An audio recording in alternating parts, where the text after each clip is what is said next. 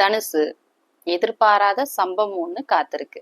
என்ன மாதிரியான சம்பவம்? உங்களுக்கு அது ஃபேவரபிளா இருக்குமா? இல்ல ஏதாவது கஷ்டங்கள் வரப்போகுதா? அத பத்தி இந்த வீடியோல நான் கிளியரா எக்ஸ்பிளைன் பண்ணியிருக்கிறேன். ஸோ வீடியோ ஃபுல்லா பார்த்து தெரிஞ்சுக்கோங்க. உங்களுக்கு ரொம்பவே இன்ஃபர்மேட்டிவாவும், யூஸ்ஃபுல்லாவும் இருக்கும். இந்த வீடியோல நம்ம பார்க்க போறது தனுசு ராசிக்கான ஜூலை மந்த் ராசி பலன். ராசி பலன் பார்க்கறதுக்கு முன்னாடி சேனலை மறக்காம சப்ஸ்கிரைப் பண்ணி வச்சுக்கோங்க. அப்பதான் உங்களுக்கு எவ்ரி வீக் நாங்க அப்லோட் பண்ணக்கூடிய ராசி பலன் பத்தினது மட்டும் இல்லாம நிறைய அஸ்ட்ராலஜி பத்தின ஜென்ரல் விஷயங்கள் கூட உடனே நோட்டிஃபை ஆகும். மற்ற ராசி பலன் வீடியோஸ்க்கும் நம்ம சேனலுக்கும் இருக்கக்கூடிய யூனிக்கான விஷயம் என்ன அப்படின்னா, நம்ம ராசி பலன் வீடியோல ராசி பலனை பத்தி மட்டும் பேசாம நிறைய ஹிடன் அஸ்ட்ராலஜிக்கல் ஃபேக்ட்ஸையும் சொல்லிட்டு இருக்கோம். அஸ்ட்ராலஜில உங்களுக்கு தெரியாத சில நுணுக்கமான விஷயங்கள்லாம் இருக்கும் இல்லையா, அது எல்லாமே நான் பேசிட்டு இருக்கிறேன். என்னோட ஃபாலோவர்ஸ்க்கு தெரியும், கோச்சாரத்தை பத்தி மட்டும் நான் பேச மாட்டேன். அஸ்ட்ராலஜில இருக்கக்கூடிய சில விஷயங்கள், பெருசா எந்த அஸ்ட்ராலஜராலையும் சொல்லப்படாத சில நுணுக்கமான விஷயங்கள்லாம் கூட நம்ம சேனல்ல நம்ம சொல்லிட்டு இருக்கிறோங்க. உங்களோட சொந்த ஜாதகத்துக்கு அஸ்ட்ராலஜி ஆன்லைன் கன்சல்டேஷன் வேணும்னு நினைச்சீங்கன்னா, ஸ்கிரீன்ல தெரியிற இந்த வாட்ஸ்அப் நம்பருக்கு நீங்க ரீச் அவுட் பண்ணி உங்களுக்கான அப்பாயின்மெண்ட்டை புக் பண்ணிக்கோங்க. ஜாதகமே இல்லைங்க, ஜாதகம் பார்க்கணுங்கிற இன்ட்ரெஸ்ட் இருக்கு, ஜாதகத்தை தெரிஞ்சுக்கணும்னு நினைக்கிறோம், ஆனா ஜாதகம் இல்லை அப்படிங்கிற மாதிரி உங்களுக்கு சில ஹெசிடேஷன் இருக்கும் இல்லையா, ஜாதகம் தேவையே இல்லை. உங்களோட date of birth, birth time and birth பிளேஸ்ன்னு சொல்லக்கூடிய இந்த பர்த் டீடைல்ஸ் இருந்தா போதும். உங்களோட பர்த் சார்ட்டை ஜென்ரேட் பண்ணி உங்களுக்கான ப்ரெடிக்ஷன்ஸை வாங்கிக்கலாம். நீங்க எந்த கண்ட்ரில இருந்தாலும் சரி, எந்த டைம் ஜோன்ல இருந்தாலும் சரி, கிளைண்ட்ஸோட ஃபீட்பேக்ஸ் எல்லாம் ஃபர்ஸ்ட் கமெண்ட்ல பெண்டா இருக்கும், நீங்க கிளிக் பண்ணி செக் பண்ணிக்கலாம். தனுசு ராசிக்கு இந்த மாசம் எப்படி இருக்க போகுது பார்த்துலாமா? இந்த ஜூலை மாசத்தை பொறுத்த வரைக்கும் தனுசு ராசிக்கு சூப்பரான ஒரு மாசமா அமைஞ்சிருக்குங்க. நல்ல ஒரு சேஞ்சை கொடுக்கக்கூடிய, நல்ல ஒரு டிரான்ஸ்ஃபர்மேஷனுக்கான ஒரு பேஸ்மெண்ட்டை கொடுக்கக்கூடிய மாசமா இந்த ஜூலை மாசம் இருக்கும். ராசிநாதன் குரு உச்சமாயிடுச்சு. ராசிக்கு சனி பார்வை படுறது அப்படிங்கிறது பெரிய தடங்கல்களையோ கெடுதல்களையோ உங்களுக்கு பண்ணாது. சனி பார்வை ஒரு வருஷமா உங்களுக்கு அப்படியே தானே இருக்கு. சனி பயிற்சி அடுத்த வருஷம் நடக்கும், அதுக்கப்புறம் தான் சனி பார்வை வளரும். தனுசு ராசிக்காரங்களுக்கு எல்லாம் பாத்தீங்கன்னா, வீடு, வாகனம், கல்வி, தாய் சம்பந்தப்பட்ட விஷயத்துல சில குறைகள் இருக்கிறது உண்மைதான். தாயோட முரண்பாடு, தாயோட உடல்நிலை கெடுறது மாதிரியான விஷயங்கள்லாம் நடக்குது. இது எல்லாம் சரியாகுமான்னு கேட்டீங்கன்னா, கண்டிப்பா அந்த குருவுடைய பார்வை உங்களுடைய ராசிக்கு 4வது இடத்தை கெடுக்கிற மாதிரியான அமைப்புல இருக்கக்கூடிய சனி மேல குரு பார்வை படப்போகுது. சோ இந்த விஷயங்கள் உங்களுக்கு இதுக்கு முன்னாடி இருந்த மாதிரியான கஷ்டங்களை கொடுக்குற தன்மையில இருக்காது. வீடு வாங்குறது, கார் வாங்குறது, இந்த மாதிரியான விஷயம்லாம் கூட நடக்கும். அடுத்தது ராசிக்கு 2, 3வது அதிபதி ரெண்டுமே சனி தானே. சனி பாத்தீங்கன்னா 4வது இடத்துல இருக்கு. ஸோ தனாதிபதி 3வது அதிபதி, இளைய சகோதரன், முயற்சி, இது எல்லாத்தையும் குறிக்கக்கூடிய ஸ்தானாதிபதி. எதிர்பாராத உதவி கிடைக்கிறது, இந்த மாதிரியான விஷயம் நடக்கும். நல்ல பணப்புழக்கம் இருக்கும். ராசிநாதன் உச்சமாயிடுச்சுனாலே நல்ல ஒரு குரு உச்சமாகிறதே நல்ல விஷயம். இந்த குரு பயிற்சி ரொம்ப விசேஷமானது இல்லையா, நான் ஆல்ரெடி சொன்ன மாதிரி உங்களுக்கு ராசிநாதன் 4வது அதிபதியும் கூட. வீடு வாகனம் மாதிரியான விஷயங்கள்லாம் கூட உங்களுக்கு அமையுங்க. இதுக்கு முன்னாடி இருந்த தடைகள் எல்லாமே விலகி வீடு வாகனம் சார்ந்த விஷயத்துல உங்களுக்கு சில நன்மைகள் இருக்கும். அடுத்தது ராசிக்கு 5வது அதிபதி சொல்லக்கூடிய செவ்வாய், சகோதர காரகனும் கூட. சனியுடைய பார்வையில இருக்கு, 6வது இடத்துல மறைஞ்சிருக்கு. இது நல்ல ஒரு விஷயம் கிடையாது. சகோதரன் சார்ந்த விஷயத்துல உங்களுக்கு நல்ல பலன்கள் எதிர்பார்க்க முடியாது. அது மட்டும் கிடையாது, ஆதிபத்திய விசேஷமும் இருக்காது. ஆதிபத்தியமும் கெடுது இல்லையா. 5வது இடத்துக்கு சுப தொடர்பு இல்ல, 5வது அதிபதி செவ்வாய் கடுமையா பாதிக்கப்பட்டிருக்கு. அப்படிங்கும் போது குழந்தைகள் சார்ந்த விஷயத்திலயும் கொஞ்சம் கவனம் தேவை உங்களுக்கு. குழந்தைங்க சிக்காகிறது மாதிரியான விஷயங்கள்லாம் நடக்கும் இந்த மாசம். செவ்வாய் பயிற்சி ஆகிற வரைக்கும் இந்த மாதிரியான விஷயங்கள் இருக்கும். குழந்தைகளால மன கஷ்டம், குழந்தைகளால ஒரு நிம்மதி இல்லாத ஒரு சூழ்நிலை ஏற்படுறது, இந்த மாதிரியான விஷயம் நடக்குங்க. இந்த மாசம் கொஞ்சம் அப்படி இருக்கும். இது தொடருமான்னு கேட்டீங்கன்னா கண்டிப்பா கிடையாது. செவ்வாய் பயிற்சி ஆனதுக்கு அப்புறம் இந்த விஷயங்கள் எல்லாம் உங்களுக்கு அப்படியே சேஞ்ச் ஆயிடும். அடுத்தது ராசிக்கு 6வது இடத்துல செவ்வாய் இருக்குது. ஒரு நல்ல விஷயம் என்னன்னா, கடன் இல்லாத ஒரு தன்மையை கொடுக்கும்.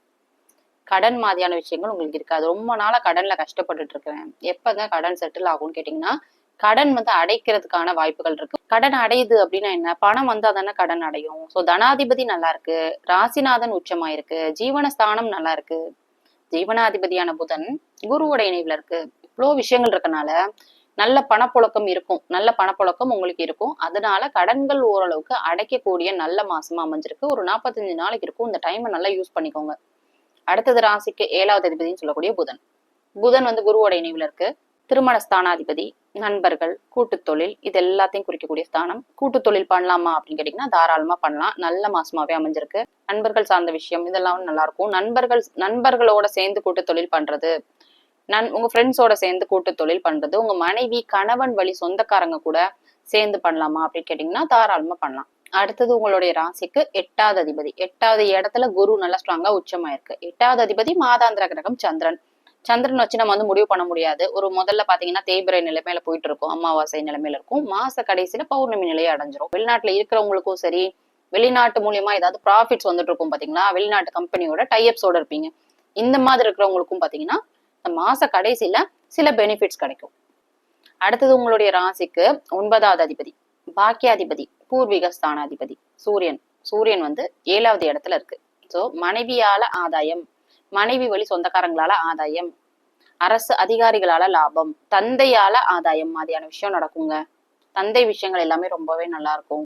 மனைவிக்கு அரசு வேலை கிடைக்கிறது மாதிரியான விஷயங்கள்லாம் கூட நடக்கும். அதாவது உங்க கணவன் மனைவி சார்ந்த விஷயங்கள, அரசு அதிகாரிகளால லாபம், அரசு வேலை சம்பந்தப்பட்ட விஷயங்கள பாசிட்டிவான பலன்களை எதிர்பார்க்கலாம். அடுத்தது உங்களுடைய ராசிக்கு 10வது அதிபதி. 10வது அதிபதியும் புதன்னா, 7வது அதிபதியும் புதன்னா, அதாவது தொழில் ஸ்தானாதிபதி குருவோட இணைவுல தனகாரகனோட நல்ல ஸ்ட்ராங்கா இருக்கு. நல்ல பணப்புழக்கம் இருக்கும், பண வரவுகள் ரொம்பவே நல்லா இருக்கும். 9வது இடத்துல பாத்தீங்கன்னா சுக்கிரன் இருக்கு. சுக்கிரன் பாத்தீங்கன்னா பூர்வீக ஸ்தானத்தை வளர்க்கும். சோ பாக்கியங்கள் கிடைக்கும். வீடு வாகனம் மாதிரியான விஷயங்கள் இது நாள் வரைக்கும் இருந்த தடைகள் எல்லாமே உங்களுக்கு இந்த மாசம் விளக்கிடும். ஏன்னா சுக்கிரன் பாத்தீங்கன்னா ஒரு வீடு வாகனம் ஆடம்பரம் சொகுசு இது எல்லாத்தையுமே டினோட் பண்ணக்கூடிய கிரகம். ஸோ பாக்கியங்களை குறிக்கக்கூடிய ஸ்தானத்துல சுக்கிரன் இருக்கிறதுனால பூர்வீகம் சார்ந்த விஷயம், வீடு வாகனம் சார்ந்த விஷயம், பாக்கியங்கள்லாம் என்ன, வீடு வாங்குறது, கார் வாங்குறது, குழந்தை இல்லாதவங்களுக்கு குழந்தை பிறக்கிறது, இந்த மாதிரியான விஷயங்கள்லாம் நடக்கும். அடுத்தது ராசிக்கு 11வது அதிபதினு சொல்லக்கூடிய சுக்கிரன் பாத்தீங்கன்னா பாக்கியஸ்தானத்துல இருக்கு. மூத்த சகோதரரால லாபம், மூத்த சகோதரி வழியில சில சுப காரியங்கள் நடக்கிறது, இந்த மாதிரியான விஷயம் நடக்கும். அடுத்தது ராசிக்கு 12வது அதிபதி. 12வது அதிபதினு சொல்லக்கூடிய செவ்வாய். செவ்வாய் பலவீனமா இருக்குங்க. வெளிநாடு சார்ந்த விஷயத்துல முதல் மாசத்துல ஒரு 15 நாள் வரைக்கும் நல்ல பலன்கள் எதிர்பார்க்க முடியாது. அதுக்கப்புறம் பாத்தீங்கன்னா மாச கடைசியில சில நன்மைகள் எதிர்பார்க்கலாங்க. எதிர்பாராத சம்பவம் காத்திருக்கு அப்படின்னா, நான் தமிழ்ல சொன்ன அந்த விஷயத்த இப்ப கனெக்ட் பண்றேன். உங்களுக்கு வெளிநாட்டுல சில தொந்தரவுகள் இருக்கும் மாசத்துல ஒரு 15 நாள் வரைக்கும் முதல்ல. அதுக்கடுத்து சகோதர வழியில சில முரண்பாடுகள், கருத்து வேறுபாடுகள் மாதிரியான விஷயங்கள் இருக்கும். இளைய சகோதர வழியில எங்க ராசிநாதன் தான் உச்சமாயிருச்சேங்க, எங்களுக்கு அப்படி என்ன ஒரு ட்விஸ்ட் இருக்கு அப்படின்னு கேட்டீங்கன்னா, இந்த மாதிரியான காம்ப்ளிகேஷன்ஸை ஃபீல் பண்ணுவீங்க இந்த மாசம். குழந்தைகள் சார்ந்த விஷயத்துல, இளைய சகோதர அமைப்பு சார்ந்த விஷயத்துல உங்களுக்கு சில தொந்தரவுகள் இருக்கிறத பாப்பீங்க. ஸோ இந்த விஷயத்துல மட்டும் கொஞ்சம் கவனமா இருந்துக்கணும். என்னதான் இருந்தாலும் ராசிநாதன் உச்சமாயிருக்கு. ஸோ இந்த 45 நாளைக்கு மட்டும் இந்த விஷயங்கள்ல கெடு பலன்கள் நடக்கிறதுக்கான வாய்ப்பு இருக்கிறதுனால கொஞ்சம் கவனமா இருந்துக்கிறது நல்லது.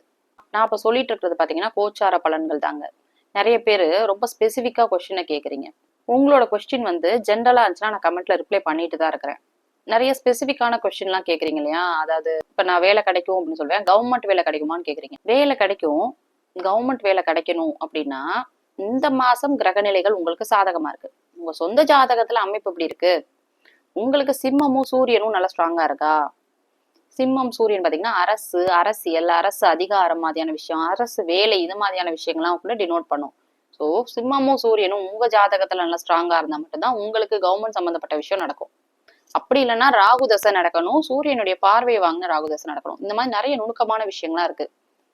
நிறைய கொஸ்டின்ஸ் இருக்கு உங்களுக்கு மைண்ட்ல, ரொம்ப கேட்டா சில்லியா இருக்கும், இதெல்லாம் கேட்க முடியுமா அஸ்ட்ராலஜில, இதுக்கெல்லாம் கூட அவங்களால பலன்கள் சொல்ல முடியுமா அப்படின்னு கேட்டீங்கன்னா எல்லாத்துக்குமே அஸ்ட்ராலஜில பலன்கள் சொல்ல முடியும். கடன் இருக்கா, நோய் இருக்கா, எப்ப தீரும், கடன்கள் கிடைக்குமா, வெளிநாட்டுக்கு போக முடியுமா, அரசியலுக்குள்ள வரலாமா, டீச்சர் வேலை கிடைக்குமா, லாயர் ஆகலாமா, என்ன மாதிரியான ப்ரொஃபஷன் உங்களுக்கு சூட்டபிளா இருக்கும், நீங்க ஒரு பிசினஸ் ஸ்டார்ட் பண்றீங்க, உங்களோட பார்ட்னர் உங்களோட தாட்ஸுக்கு ஒத்து போறக்கூடிய பர்சனா இருப்பாரா, இந்த மாதிரி நிறைய விஷயங்கள் இருக்கு. உங்க கொஸ்டின் எதுவா வேணா இருக்கலாம். கன்சல்டேஷனுக்கு உங்களுக்குன்னு கொடுக்கக்கூடிய அந்த டைம் ஸ்லாட்ல உங்களோட கொஸ்டினை நீங்க கேட்டு உங்களுக்கான பலன்களை வாங்கிக்கலாம். ஓகே, நான் சொன்ன இந்த விஷயங்கள் எல்லாம் உங்களுக்கு ரெசனேட் ஆச்சுன்னா உங்களோட ஒப்பீனியனை எனக்கு கமெண்ட்ல சொல்லுங்க. முடிஞ்ச அளவுக்கு நான் ரிப்ளை பண்ண ட்ரை பண்றேன். உங்களோட சொந்த ஜாதகத்துக்கு அஸ்ட்ராலஜி ஆன்லைன் கன்சல்டேஷன் வேணும்னு நினைச்சீங்கன்னா ஸ்க்ரீன்ல தெரியுற இந்த வாட்ஸ்அப் நம்பருக்கு நீங்க ரீச் அவுட் பண்ணி உங்களுக்கான அப்பாயின்மெண்ட்டை புக் பண்ணிக்கலாம். மற்ற ராசிக்கான ராசி பலன் வீடியோ லிங்க் ஃபர்ஸ்ட் கமெண்ட்ல பின்டா இருக்கு. You can check them out.